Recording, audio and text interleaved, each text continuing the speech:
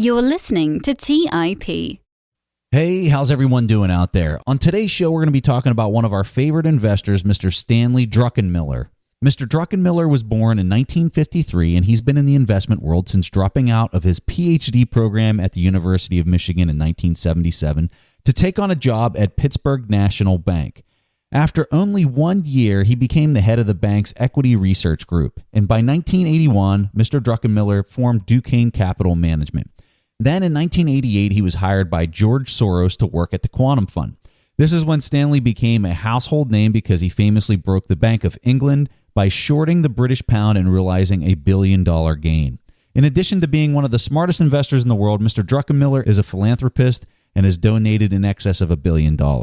So without further delay, here's our coverage of Mr. Stanley Druckenmiller. You are listening to The Investors Podcast, where we study the financial markets and read the books that influence self-made billionaires the most. We keep you informed and prepared for the unexpected.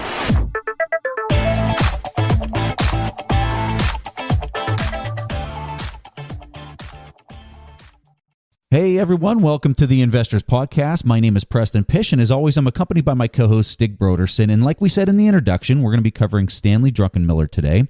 And in this first audio clip that we're going to play for you, Stan was talking about his thoughts on optimal monetary policy, and here's what he had to say. There's now a mix of financial repression and central bank intervention has made long-term interest rates largely determined by government fiat. Bond buying by central bankers, commonly referred to as QE, has become so ingrained in current thinking that it is now in the Fed's conventional toolkit. A tool once reserved for a depression or financial crisis is now to be used at the first inkling of the next recession. For those of us old enough to have seen the dangers of price controls, they led to shortages, wasted resources, and disincentives to invest in what consumers want. They inevitably led to an allocation of resources by political actors in another great affront to capitalism. So it is most surprising that 40 years after wage and price controls were soundly rejected by every economic textbook and policymakers, today we have settled to allowing the most important price of all, long-term interest rates, to be regularly distorted by public intervention. The excuse of this radical monetary policy has been the obsession with a fixed 2.0% inflation targeting rule. The decimal point shows the absurdity of the exercise. Anything below 2.0% was a failure and risk deflation, the boogeyman of the 1930s to be avoided at all costs. This has meant that years after the Great Recession ended, the Fed has not only kept interest rates below inflation, but have accumulated an unprecedented $4.5 trillion on their balance sheet by doing QE. Global central banks, in part to keep their currencies from appreciating of these overabundant dollars, have followed with 10 trillion of their own. Now, the irony of this is over the last 700 years, inflation has averaged barely over 1%, and interest rates have averaged just under 6%. So, we are seeing an unprecedented, ultra-monetary, radical monetary expansion during a time of average inflation over the last number of centuries. Moreover, the three most pernicious deflationary periods of the past century did not start because inflation was too close to zero. They were preceded by asset bubbles. If I were trying to create a deflationary bust, I would do exactly what the world's central bankers have been doing the last 6 years.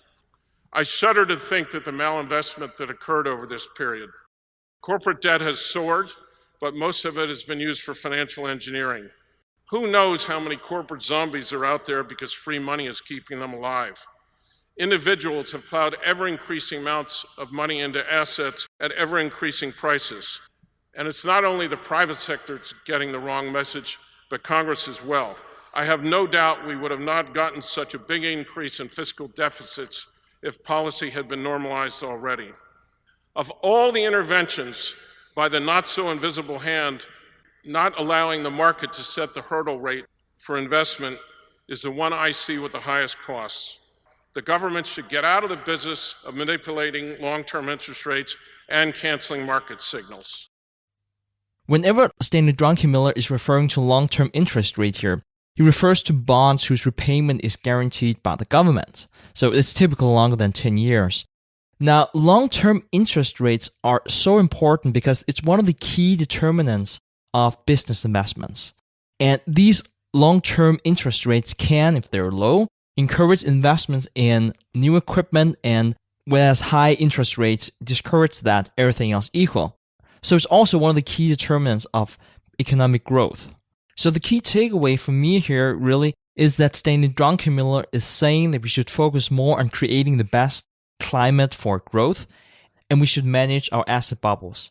And really, if needed, we should allow for a minor recession in the short term instead of taking the risk for the more likely scenario of a more severe crisis if we keep on putting all that liquidity into the system.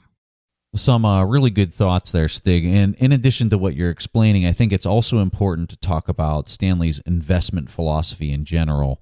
Unlike Warren Buffett and many other value investors, Stan typically focuses heavily on central bankers. And for instance, I'm going to read you a quote here. Stan said, "Earnings don't move the overall market. It's the Federal Reserve Board. Focus on the central banks and focus on the movement of liquidity. Most people in the markets are looking for earnings in conventional measures. It's the liquidity that moves markets." So if you're like me, and it's really hard to hear that quote because much of this Warren Buffett value investing style revolves around looking at the individual companies and ignoring the macro factors that are being impacted by central banks. But I think it's at the same time really important for people to hear how Stan thinks through his methodology. Since the inception of his Duquesne Capital Management Fund, his return has been 30% annually since 1981. That figure is absolutely absurd. So let me, I have another quote here that I want to read that kind of digs into the way he thinks about this central banking impact and how he kind of starts with that narrative to understand where he's at in cycles. And the second quote goes like this: "The major thing that we look at is liquidity, meaning as a combination of an economic overview. Contrary to what a lot of the financial press has stated, looking at the great bull markets of this century, the best investments for stocks is a very dull, slow economy that the Federal Reserve is trying to get going. Once an economy reaches a certain level of acceleration, the Fed is no longer with you.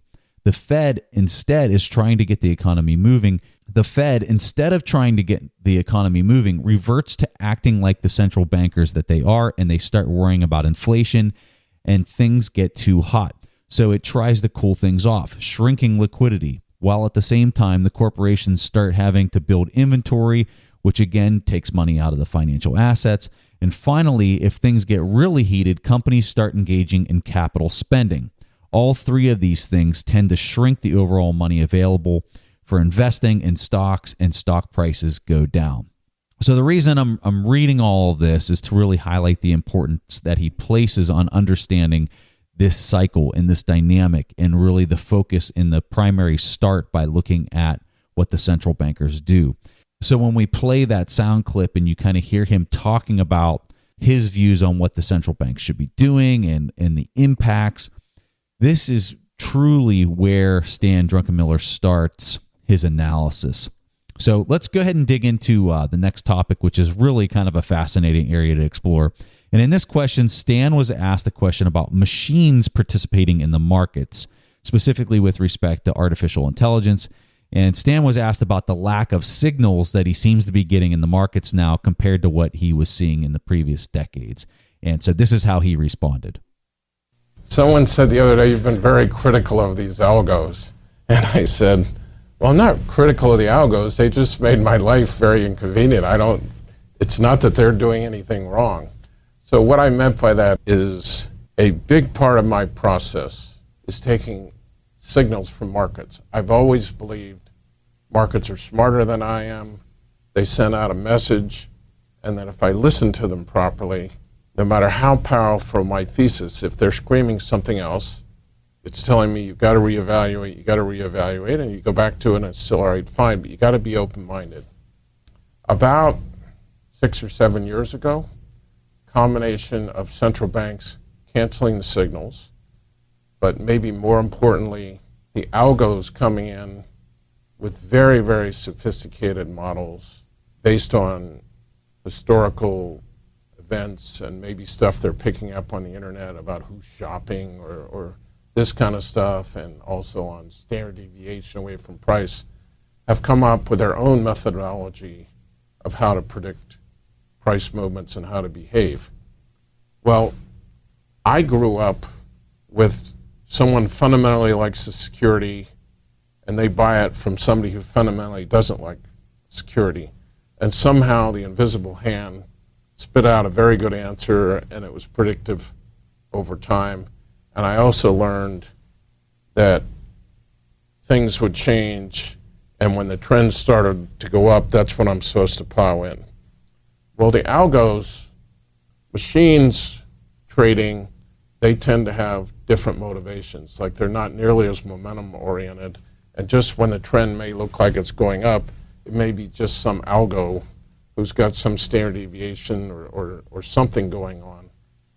And it has severely inhibited my ability to read the signals. So my first mentor, Burroughs Drellis, back in Pittsburgh, used to say, 100 million Frenchmen can't be wrong. And that was his saying that the voice of the market was always correct, and I need to listen to it.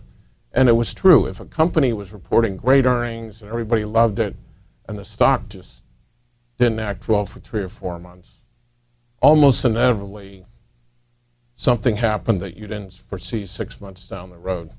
And I'll never forget, about 2 or 3 years ago, Facebook had reported great earnings.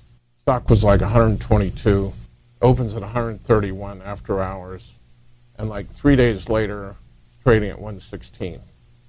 So the analysts come in, and they're giving me this story. I said, nothing's wrong, it's great, it's great. I said, no, kid, you're wrong. Something's going to come out. You just don't know it yet. Something terrible in the next 3 or 4 months. Anyway, a year later, the stock was like 220. So that didn't mean anything.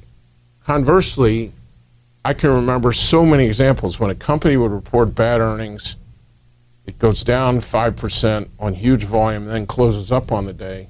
Almost invariably, 3 to 6 months later, that stock was higher.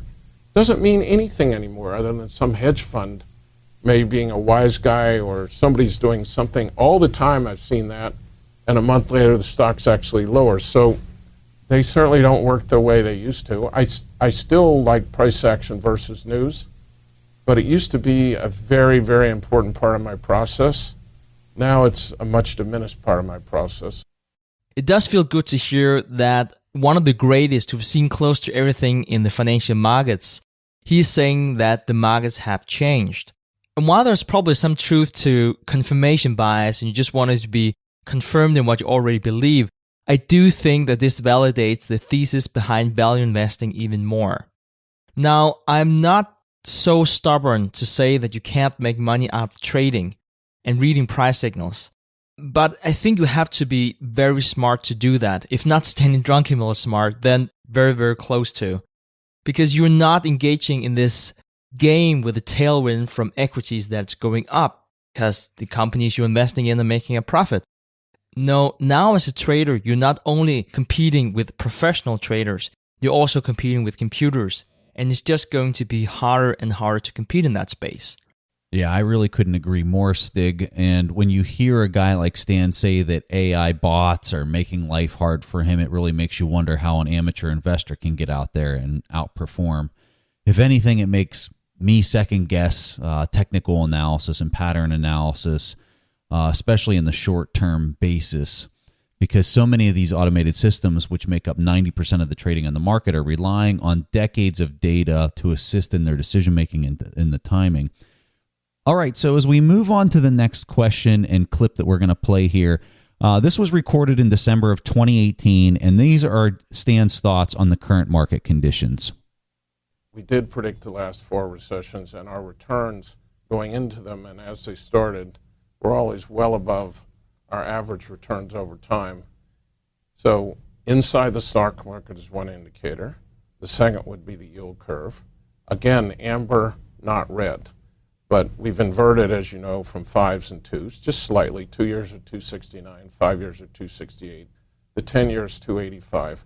So there's not only a big flattening going on, it's a very confusing bull flattening, because it's not like we're looking at high rates to start with here, and the Fed has, told us that there's going to be 3 to 4 hikes next year after this hike, and the market is just saying no, no, no. Then the other thing we've looked at historically is credit.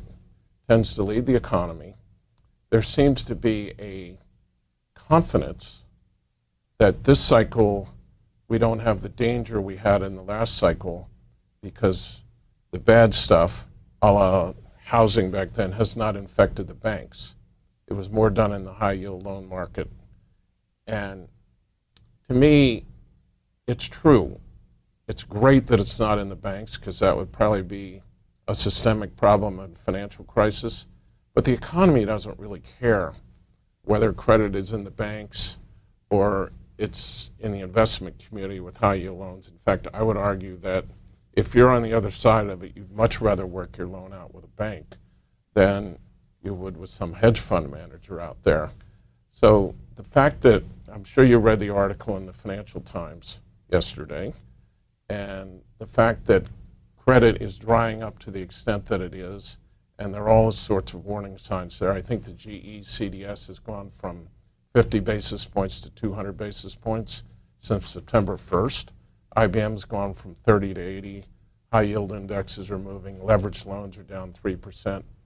But more importantly, because we've had 8 years of free money and the kind of excesses and pushing people out on the yield curves that's created, it's just a time for caution that you want this bubble to unwind slowly now, because if you don't, and let's say these indicators turn red, you may have to do a lot more crazy monetary stuff, and actually it'll be more of a problem in terms of someone like me who eventually wants to normalize, wants to deleverage. That's the train I've been on, I understand. But this is in an effort to let that bubble out slowly. Someone, I believe, used the term 3 or 4 years ago that this is a beautiful deleveraging taking place. I have no idea what he was talking about. How do you have a beautiful deleveraging with U.S. debt going through the roof at the government level and corporate non-financial debt growing at the rate it was? So what I'm asking for now is not a cut, just to take stock of everything I've said and wait and see what happens. And what I'd really like to think, my business, as you know, is risk reward.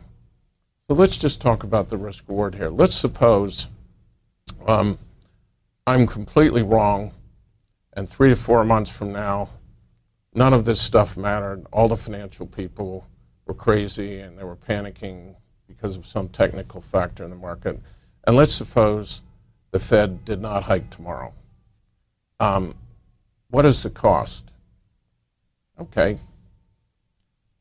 I'm not sure what the cost is, but there's got to be some cost to their credibility 2 to 3 months down the road when they start hiking again. Not a big cost, in my opinion. Let's suppose that these economic indicators, the stuff we're looking at, the forward-looking stuff, is right, and we have big potential problems brewing, and that they could be even bigger than we think, because there's stuff hiding out there we don't know about in terms of malinvestment. Think about the cost. If they hike tomorrow, and if they continue to shrink their balance sheet $50 billion a month, right when the ECB is not offsetting it, I mean, that cost to me is 5 to 10x. So some really interesting comments that he brought up here, particularly there at the beginning where he was saying, I think we're in a yellow status. I think we're potentially in a topping process. I think the Fed needs to hold back on the tightening that they're doing because we're seeing the inversion in the bond yield curve. In general, I would say there's just a lot of caution that he's recommending here for investors and also for central bankers that are implementing their monetary policies. I also found his jab there at Ray Dalio kind of interesting, where he said that, he doesn't understand how in the world this is a beautiful deleveraging, which I'm sure that would be an interesting discussion to hear him and Ray hash that out. But just some real nuggets from a billionaire investor who gets 30% annual returns on where he kind of sees where we're at entering 2019 in the stock market.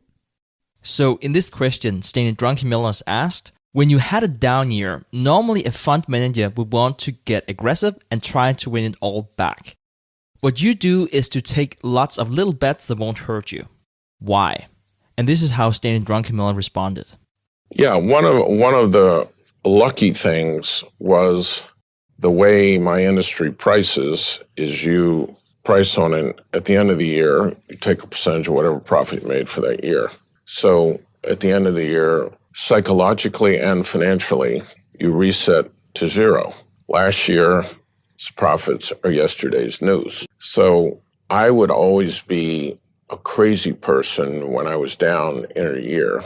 But I know, because I like to gamble, that in Las Vegas, 90% of the people that go there lose. And the odds are only 33 to 32 against you in most of the big games. So how can 90% lose? It's because they want to go home and brag that they won money. So when they're winning and they're hot, they're very, very cautious. And when they're cold and losing money, they're betting big, completely irrational. And this is important because I don't think anyone has ever said it before. One of my most important jobs as a money manager was to understand whether I was hot or cold. Life goes in streaks. And like a hitter in baseball, sometimes a money manager is seeing the ball, and sometimes they're not. And if you're managing money, you must know whether you're cold or hot. And in my opinion, when you're cold, you should be trying for bunts. You shouldn't be swinging for the fences. You got to get back in a rhythm.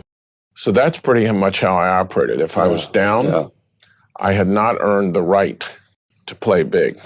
And the little bets you're talking about were simply on to tell me, had I reestablished a rhythm and was I starting to make hits again? The example I gave you of the Treasury bet in 2000 is a total violation of that, which shows you how much conviction I had. So this dominates my thinking, but if a once-in-a-lifetime opportunity comes along, you can't sit there and go, oh, well, I have not earned the right. Now, I will also say that was after a 4-month break. My mind was fresh, my mind was clean, and I will go to my grave believing if I hadn't taken that sabbatical, I would have never seen that in September and I would have never made that bet. It's because I had been freed up and I didn't need to be hitting singles because I came back and it was clear and I was fresh. And so that's it was like the beginning of the season. So I wasn't hitting bad. But it is really, really important if you're a money manager to know when you're seeing the ball. So to me, this was a very interesting response because what he's talking about here is how fund managers are really incentivized and how they're working due to their incentives. So basically, he resets every year. And that makes a lot of sense if you are a money manager. But I also want to put out, if you're a private investor, and you probably are since you'll listen to this podcast, this is generally a crazy strategy. A loss of $1, the last day of the year is just as important as $1 loss in January. And I'm not really saying here that Stanley Druckenmiller is unethical. Not at all. If anything, he's very ethical. He actually closed down his fund in August 2010 whenever he told his clients that he was returning the money because he couldn't sustain his 30-year record of beating the market because he had so much money. And to me, that was a very ethical decision. Most money managers would probably continue and just collect their annual fee. But I think this response was very interesting because it also tells you what you should look out for whenever you are investing together with a money manager. That's also one of the reasons why I've never invested in private equity or in hedge funds for that matter. Because basically, you reward your money manager not only by taking annual fee, but also to take a cut of the profits. Consider this. If the portfolio is down 10% in October, you incentivize your money manager to take big bets on making a profit. So if there's a slight probability to make a profit for the year, but a much larger probability to lose 4% of the portfolio, you're really giving him incentive to take an irrational risk. All right, so this is the point in the show where we play a question from the audience, but today's going to be a little bit different. And instead of playing a question, we're going to read a question. And Stig and I really wanted to cover this topic because this is something that we've never been asked before. And so what I'm going to do right now is I'm going to read out loud the email that we received from our listener, Sarah. So this is what Sarah wrote. Hi, Preston and Stig. My name is Sarah. Thanks so much for the show. My question is, why are mutual funds disparaged while hedge fund managers like Ray Dalio are celebrated? I understand the outcomes are different in many scenarios, but the process of taking fees to actively manage money is the same. In fact, hedge funds take a lot more fees when you take into account the percentage of gains that they actually take from the limited partners. I look forward to hearing your response, and thank you so much. All right, Stig, let's hear what you got. So let's talk about the difference between a mutual fund and a hedge fund. So hedge funds are managed in a much more aggressive fashion. Hedge funds take speculative positions in derivatives, and they can also short sell stocks. Stanley Druckenmiller and Ray Dalio would be example of that. Now, hedge funds are only available to accredited investors who meet a specific set of criteria to qualify in terms of wealth and in terms of how much money they make. Now, while there are many types of mutual funds, they generally do not take the same highly leveraged positions, which is also why they're available to us retail investors. Now, I do want to say that if I can give a counter argument to what you're saying about the celebration of hedge fund managers, I could mention Peter Lynch. He's probably the most famous mutual fund manager. He managed the Magellan Fund and Fidelity Investments between 1977 and 1990. He averaged 29.2% annual return. And he's definitely a household name if you're an investor. But generally, I think you are right in arguing that hedge fund managers are more celebrated. And I think there are a few reasons for that. Hedge funds in general, they take on more risk and they also see more volatility. So for that reason alone, you see some perform much better than mutual fund managers. Another thing is, it's easy to talk about how Ray Dalio came out of the financial crisis with a positive result. But it's a lot harder for a mutual fund manager that is long only in equities, even though he might have the same skill set in evaluating the current market, because he does not have the same instruments available when everything crashes. Another thing is that generally hedge fund managers have more interesting stories to tell. I mean, consider this. If you're a value investor, saying that you bought a stock in a cemetery and just kept it there for 30 years because you felt the demand was pretty stable, no one's going to listen to that.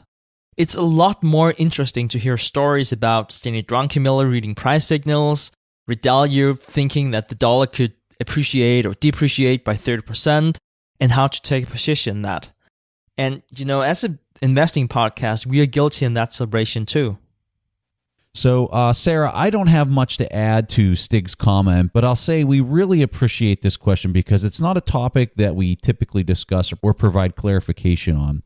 So as a token of our appreciation for sending in your question, we're going to give you access to one of our free courses on the TIP Academy page on our website. The course that we're going to give you is our Intrinsic Value course. And our Intrinsic Value course teaches people how to determine the value of an individual stock. It also teaches you how to think about the market cycle and when you're buying your stock. And it also teaches you some stuff about options trading. So we're really excited to give you this course. If anybody else out there wants to check out the course, you can go to tipintrinsicvalue.com, or you can just go to our website and click on Academy, link at the top of the page, and the course is right there. So if anyone else wants to leave a question on the show, go to asktheinvestors.com, and if your question gets played on the show, you'll get a free course.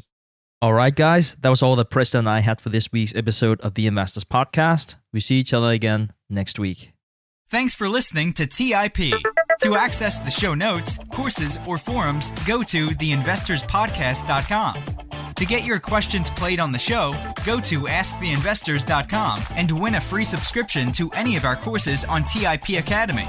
This show is for entertainment purposes only. Before making investment decisions, consult a professional. This show is copyrighted by the TIP Network. Written permission must be granted before syndication or rebroadcasting.